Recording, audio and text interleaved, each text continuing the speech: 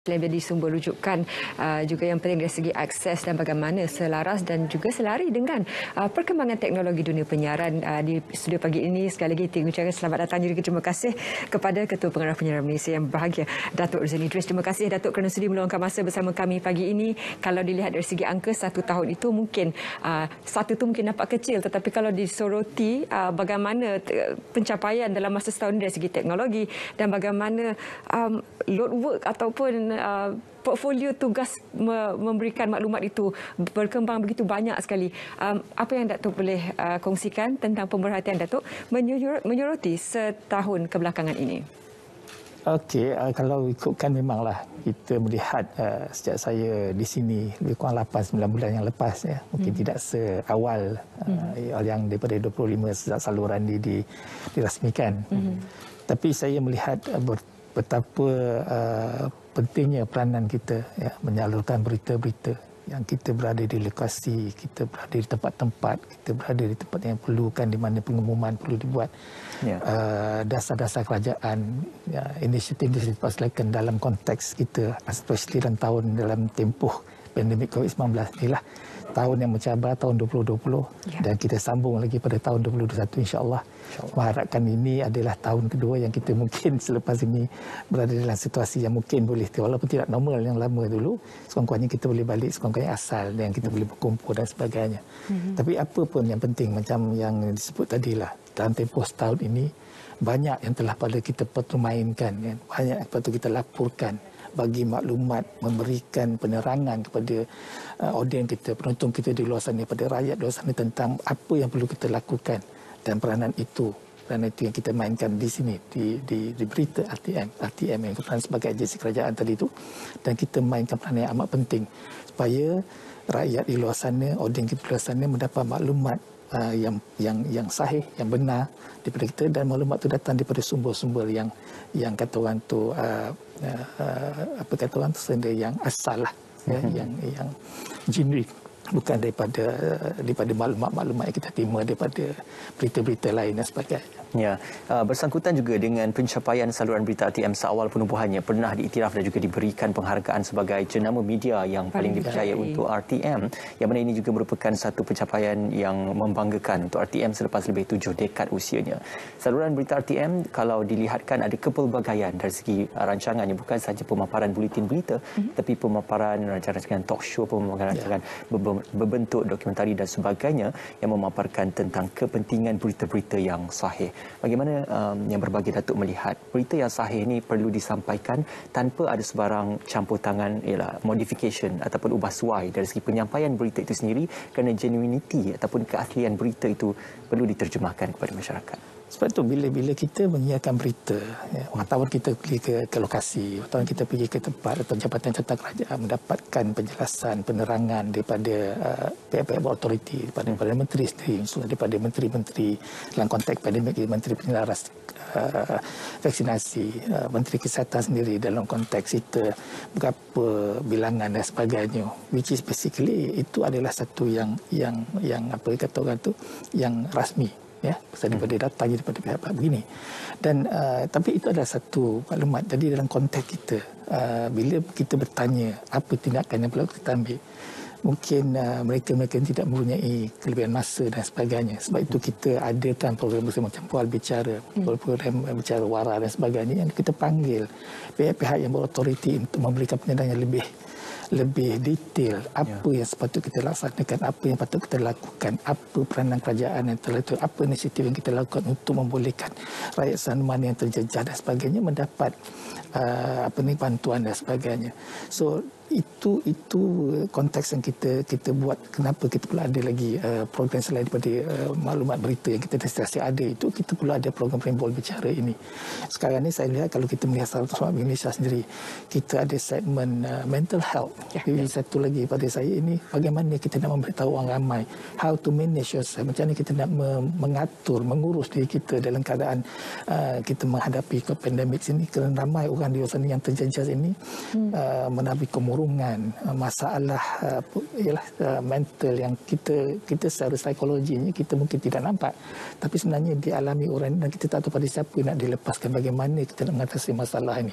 So kita dapatkan mereka-mereka ini dan seluruh berita ini telah mengambil peranan yang penting dalam tempoh saya ingat setahun, 2 tahun, setahun lebih yang ini dalam kita memberikan bantuan tidak hanya dalam melaporkan maklumat tapi juga dalam bagaimana kita boleh membantu masyarakat dalam menangani menghadapi pandemik COVID-19 ni lah dalam konteks kita sekarang ni. InsyaAllah satu perkara yang menarik untuk kita sama-sama kongsikan.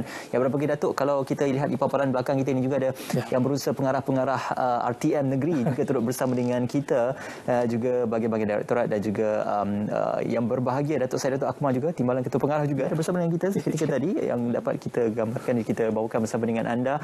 Apa khabar kesemuanya? Terima kasih bersama dengan kami. Mungkin ini satu norma baru yang perlu kita laksanakan, juga kita perlu sempurnakan untuk sambutan secara dalam talian. Apa-apa pun terima kasih kepada kesemua yang berusaha pengarah-pengarah negeri bersama dengan kami dan juga bahagian direktorat kerana turut serta bersama dengan kami dalam Selamat Pagi Malaysia bersama dengan sambutan ulang tahun saluran berita RTM pada pagi ini.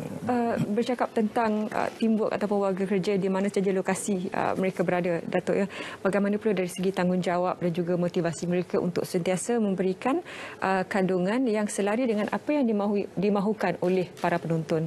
Sebab kadang-kadang dalam situasi editorial juga barangkali penonton tidak mahu melihat apa yang untuk menyuai padankan kandungan ini dengan kehendak masyarakat. Bagaimana Datuk lihat bergerak ke hadapan ini, apa lagi yang boleh kita lakukan? Pada saya pemberitaan ini satu yang kata yang subjektif lah, ya. Tapi jadi pada saya apa yang kita nak sampaikan itu yang lebih penting. Maklumat yang kita nak sampaikan tu mestilah maklumat yang tepat, yang betul, yang sahih. Itu yang penting. Penerimaan rakyat tu satu hal, itu lebih pada treatment kita, bagaimana kita nak menyampaikan benda. Asal saja maklumat kita bagi itu tidak menyimpang, tidak dimanipulasikan atau tidak difahami dalam bentuk yang lebih yang negatif contohnya, itu kita patut elakkan lah.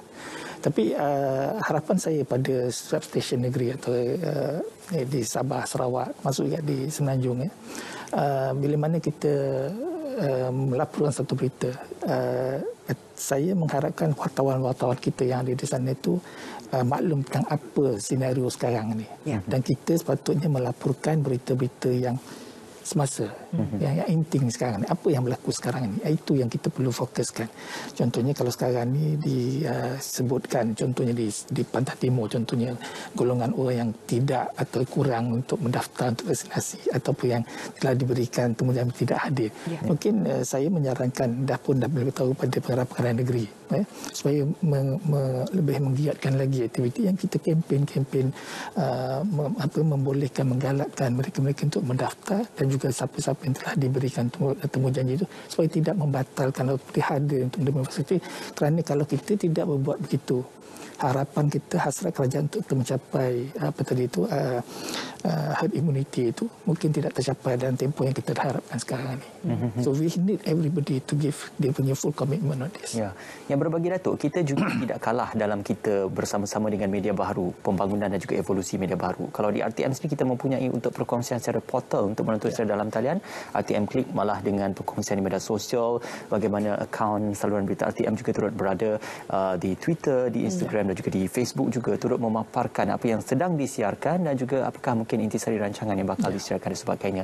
Jadi ini satu perkara yang cukup menarik kerana bukan sahaja pemaparan di media konvensional seperti di TV dan juga di radio, tapi di media baharu. Apa pandangan Datuk? Kedua-duanya perlu bergerak seiring dan juga perlu digerakkan secara bersama. Dalam senario sekarang ni, perkembangan dunia sekarang ni, kita tidak boleh lari dari konteks penggunaan smartphone atau sebagainya ataupun yang media baru ini, ya.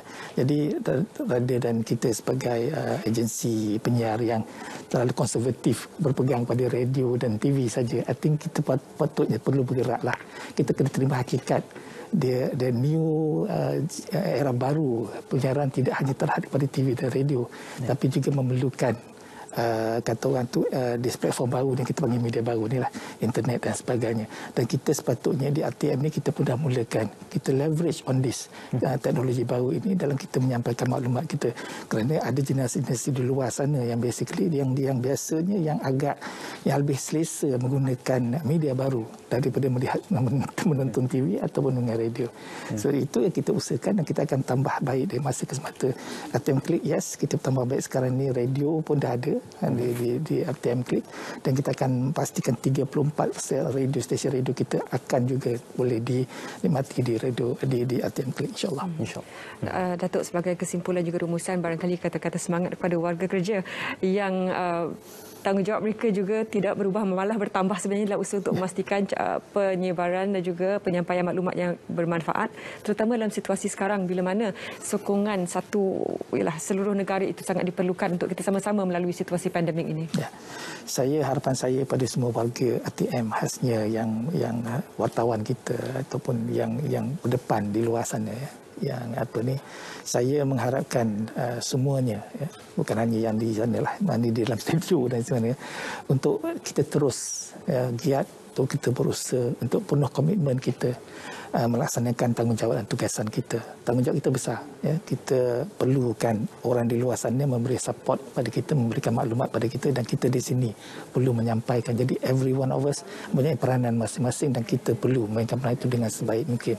Jadi harapan saya, kita terus committed dalam melaksanakan tanggungjawab kita, dan insyaAllah dalam keadaan sekarang ni kita akan cuba juga bantu untuk memastikan semua yang terlibat ini diberikan suntikan vaksinasi dan sebagainya. Dah program telah pun dinyatakan oleh Yang Berhormat Datuk Tuan Kari Jamaluddin hari itu.